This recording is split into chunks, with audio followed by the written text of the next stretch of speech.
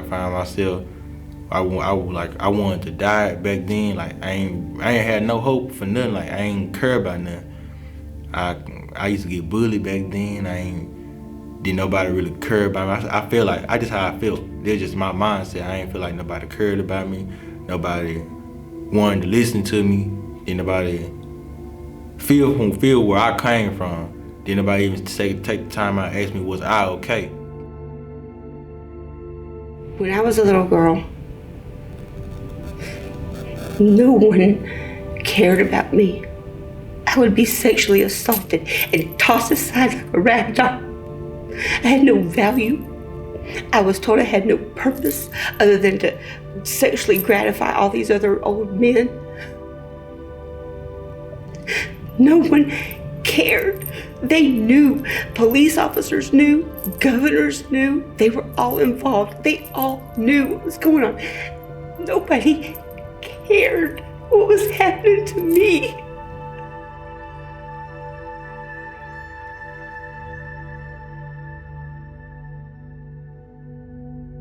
Ms. Fisher, I'm going to ask you a question, and if you don't want to answer it, that's okay. But have you thought about what your parents may have experienced from an ACE's perspective that impacted how you were raised? Well, I would say most definitely. I lost my dad. My dad died when I was 2. So that was one of the biggest ACEs that I had, because I was always trying to figure out, what would my dad do? And so by me having that to deal with from just about my whole life, I would look at other men, but they wasn't my dad. And some were great influences, positive, and some were negative. And with my mom, she was a single mom. And so some of the things that she had to do in raising us affected me, affected my sisters.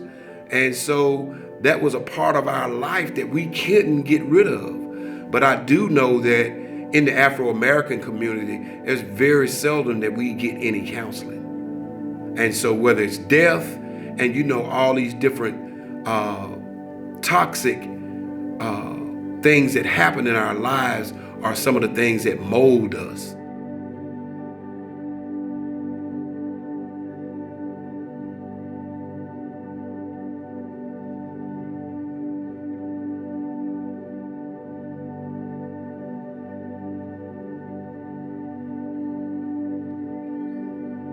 You can see by the magnitude that the problem is very broad, very large scale, tends to be a bit more predominant in people who are financially stressed, who are unemployed, who like the conditions we're faced with now. And I started looking at it in terms of it's stress. These people are stressed. They're either ignored, they're isolated, they don't feel loved, they don't have confidence, and they may then also be physically abused, sexually abused. So that's a pretty horrendous list of things that can possibly go on. When we talk about the 3 areas of childhood trauma, abuse, household dysfunction, and neglect, those are worldwide issues. If you're being raped, it doesn't matter what color you are, how much money you make, right? That's abuse. If your parents aren't in that household, whether it's because they're across the country vacationing or because they're in the corner on crack, it's still neglect. It doesn't matter. And when you talk about household dysfunction, if your parents are divorced, if you're in a single parent household, it still hurts, right? It's still trauma.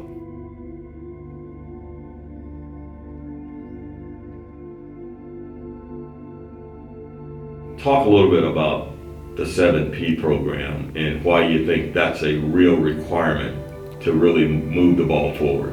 When I think about the 7 Ps, I think about the natural community supports, as the old African proverb is that it takes a village to raise a child. bringing the 7 P's together to understand holistically what is happening in our community. When we all can speak with one voice and have one mind and one sound, we see better outcomes in our communities. And that is what I saw by bringing together the pastors, the police, and the politicians, and parent principals and proprietors around addressing ACEs, is that if we all understood the evidence that was clearly stated by the Centers for Disease Control, that we needed to do something collectively to help make our communities safe, healthy, and nurturing environments. So Charlie, I remember the first time I met him, and he kind of took my breath away because of what he had been doing, and he actually invited me. This would have been in January of 2019. He said, "Dave, I'm having a seminar out here in Frayser, and I'd like you to come out and just sit, observe, listen, give me some inputs and stuff like that." And I was amazed at just the whole day, just the things that were covered, the people that participated, the learning I got out of it that says, look, there's a problem here. We've got to figure out how to address it. Charlie's already got the pathway marked. We just need to figure out how to get more people engaged and go down that same pathway. We took the ACEs test. Charlie had a event, and they took the ACEs test, and I saw people crying.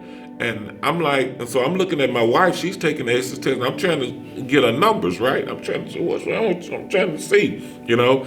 And before I knew it, she had tears in her eyes because she began to, her score was high. And she was like, oh man, now I understand so much, all right? You know? But guess who else understood so much?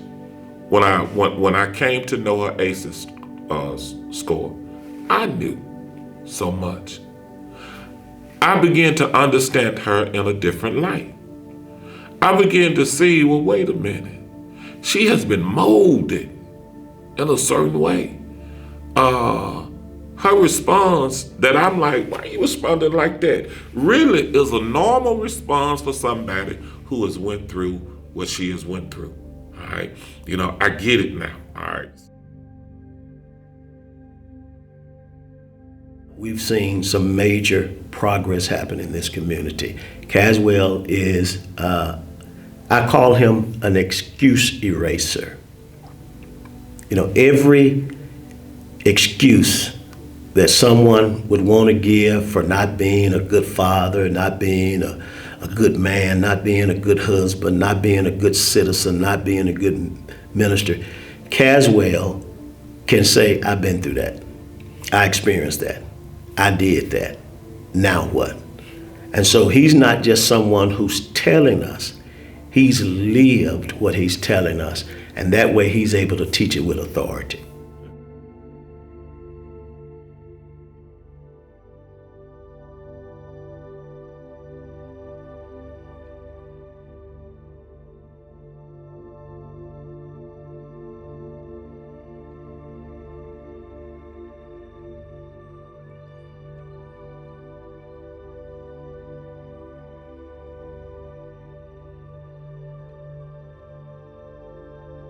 Well, we're very excited about the collaboration between Rotary-FYI and the Clarity Project. We were lucky enough that this has spearheaded a program on campus where we're going to be able to offer a telehealth training, treatment, and research center. So this was kind of the very first project that spearheaded that entire piece on campus.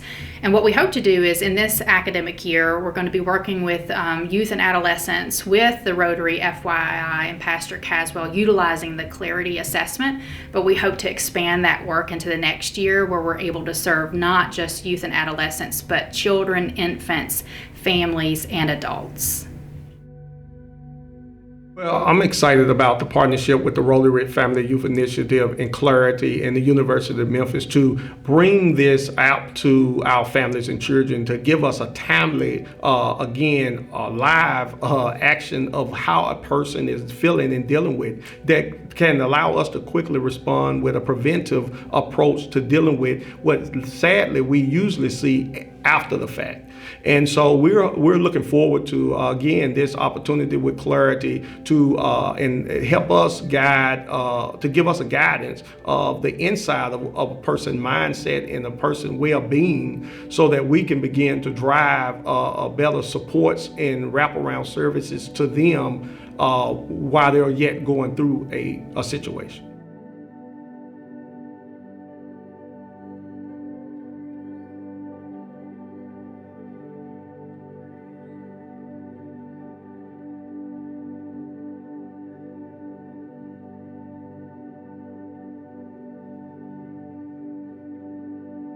The neat and most important part of this is the Clarity Health Assessment Scales, because from a visibility and identification and an investigation standpoint, it allows us to do it more broadly because it's via a smart app that someone can use on their phone to assess where they are, and we can quickly identify and bring the right sources of assistance to that individual.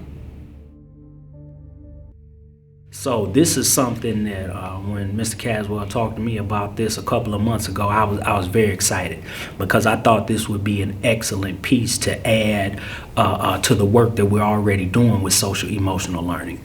So when we look at our students, and many of them may have issues, they may have trauma, they may have concerns, and some of that trauma that they're carrying tells them, hide this, don't show, don't speak about it.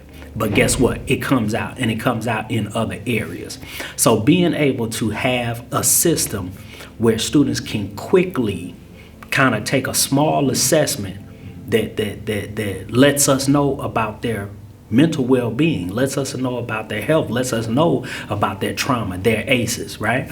That is something that can be monumental, because now we can use that piece of data to guide our instruction, to guide our services, and make sure that we can step in for those gaps where students need assistance. You know, if they need whatever kind of services that they need, that, hey, we can find resources to fill those gaps. Well, I definitely think that kids are falling behind. This thing is so abnormal for adults. Can you imagine a child being on a computer 8 hours and then having an additional 3 hours to do homework? The child is so consumed by the time they get off the computer, and then there's no outlet for a child. So I think it's really impacting the children, even the adults, even the teachers, even the educators. And if it's doing us that way, imagine a child whose brain is not even fully developed that have to go through these things and then still deal with all the other things that come along with life.